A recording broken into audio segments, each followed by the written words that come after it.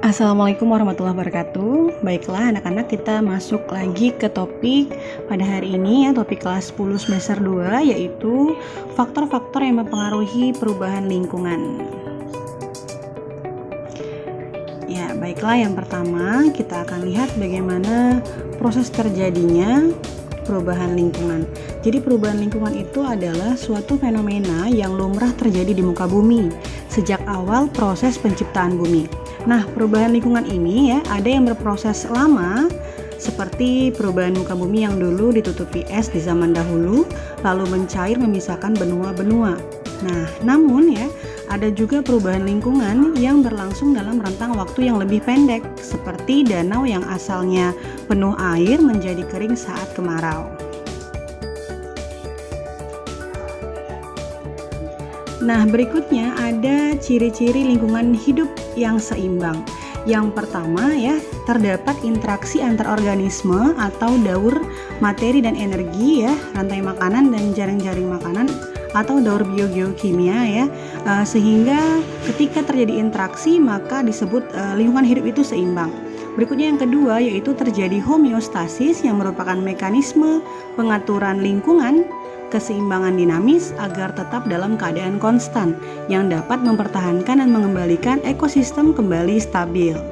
Kemudian yang ketiga, memiliki daya dukung lingkungan yang baik. Nah, daya dukung lingkungan itu merupakan kemampuan lingkungan untuk menyediakan sumber daya alam yang dapat dimanfaatkan oleh makhluk hidup secara alami ya, sehingga makhluk hidup tersebut akan betah lah istilahnya di lingkungan tersebut ya.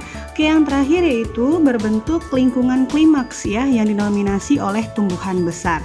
Oke, jadi itulah ciri-ciri lingkungan hidup seimbang. Nah, ini contohnya ya. Jadi yang pertama, interaksi antar organisme itu ada seperti ini, yaitu jaring-jaring makanan ya, di mana ada padi dimakan oleh tikus, tikus dimakan oleh ular ya, dan ular dimakan oleh elang, dan elang ini adalah konsumen tingkat akhir. Nah, kemudian padi juga bisa dimakan oleh belalang ya, belalang dimakan oleh laba-laba, laba-laba dimakan oleh burung pemakan serangga, dan akhirnya dimakan oleh elang. Seperti itu ya. Kemudian yang berikutnya ini adalah terjadi homeostasis ya, karena ini ada mekanisme pengaturan lingkungan keseimbangan yang terjadi secara konstan ya. Jadi dua gambar ini sangat berhubungan.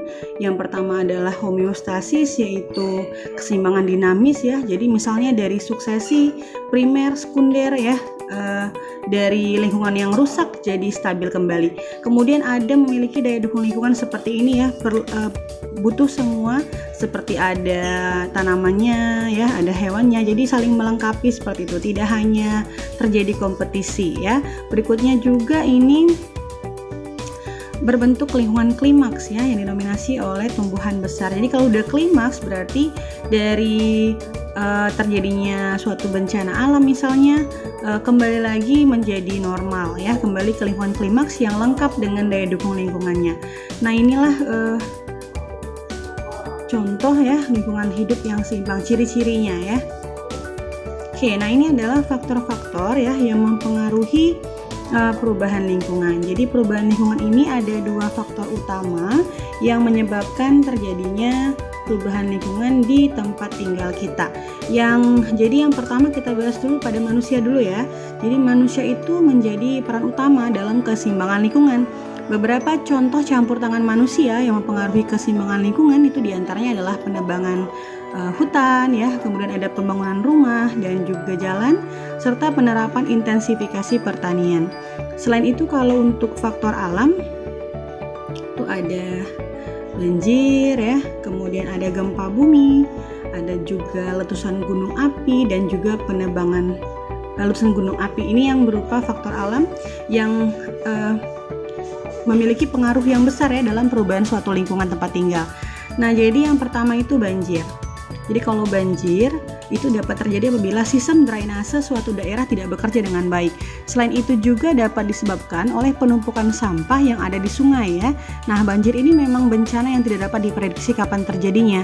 Akan tetapi bencana ini memberikan dampak bagi lingkungan yang terkena. Nah, beberapa dampak banjir itu ada mudah terserang penyakit ya, kebutuhan sandang pangan dan papan tidak terpenuhi, Dan juga jika terdapat sekolah yang terkena, maka pembelajaran akan terganggu. Nah, kemudian udara juga tidak sedap ya. Nah, itulah dampak dari banjir. Kemudian gempa bumi. Nah, ada letusan gunung berapi dan juga gempa bumi ya. Kita ke gempa bumi dulu. Kalau gempa bumi ini dapat menyebabkan kondisi lingkungan menjadi tidak stabil, terutama adalah bagian dalam bumi. Nah, gempa dapat menyebabkan terjadinya pergeseran pada lempeng bumi. Hal ini akan memberikan pengaruh pada sesuatu yang berada di atasnya ya. Contohnya bangunan menjadi roboh, pohon-pohon menjadi miring, adanya retakan pada bangunan atau jalanan ya. Jadi dampak dari gempa bumi ini tergantung dari skala gempa yang terjadi ya, di mana semakin besar skalanya maka dampak yang diberikan juga semakin buruk. Contohnya di sini adalah gempa bumi yang terjadi di Aceh beberapa tahun silam yang hampir meratakan seluruh daratan wilayah tersebut. Nah, akibatnya lingkungan menjadi tidak terkendali dan harus melakukan pembangunan dari awal. Oke ya. Nah, yang gambar kedua tadi ada letusan gunung api ya. Jadi peristiwa meletusnya gunung berapi secara geografi itu dapat diprediksi. Akan tetapi kondisi suatu gunung berapi yang tidak stabil terkadang membuat menjadi tidak siaga ya. Nah, adanya letusan gunung berapi ini tentunya memberikan dampak positif dan negatif bagi lingkungan di sekitarnya. Nah, dampak positifnya apa? Jadi wilayah yang terlewati oleh abu vulkanik itu menjadi subur. Sedangkan material yang dikeluarkan dapat dijadikan sebagai tambang. Nah, sebagai dampak negatifnya, pemukiman warga menjadi rusak dan ekosistem di wilayah tersebut menjadi tidak stabil. Nah, hal tersebut dapat membuat makhluk hidup yang berada di wilayah tersebut menjadi punah. Contohnya adalah letusan gunung berapi yang memberikan dampak bagi perubahan lingkungan. Salah satunya adalah suksesi Gunung Krakatau pada 150 tahun silam yang membuat beberapa wilayah tenggelam dan menimbulkan wilayah baru. Wah, Masya Allah ya. Ya, jadi semoga ini tidak terjadi seperti inilah ya, karena sangat ya memang ada positifnya ya, cuman banyak juga negatifnya. Baik, jadi lanjut lagi ya untuk yang faktor yang disebabkan oleh manusia ya. Jadi ada namanya penebangan hutan. Nah, penebangan hutan yang tidak menggunakan sistem tebang pilih itu nantinya akan memberikan kerugian yang besar bagi lingkungan atau makhluk hidup yang ada pada wilayah tersebut. Nah, selain itu, apabila hutan yang telah ditebang tersebut tidak segera direboisasi ulang, maka akan muncul masalah baru seperti akan terjadi tanah longsor dan juga banjir. Nah, penebangan hutan ini juga mempengaruhi makhluk hidup yang tinggal di wilayah tersebut ya, di mana organisme dalam tanah seperti cacing dan mikroorganisme lain akan punah dan menyebabkan tanah menjadi tidak subur lagi. Nah, itu ya penebangan hutan. Kemudian yang kedua adalah pembangunan rumah dan juga jalan. Adanya pembangunan baru di beberapa wilayah yang kurang strategis tentunya akan memberikan dampak bagi lingkungan, di mana lahan yang seharusnya dapat digunakan untuk menanam kebutuhan papan menjadi hilang ya. Nah, hal ini menyebabkan lahan tersebut menjadi tidak produktif. Sedangkan pembangunan jalan yang tidak mematuhi aturan yang telah ditetapkan juga akan memberikan dampak pada lingkungan.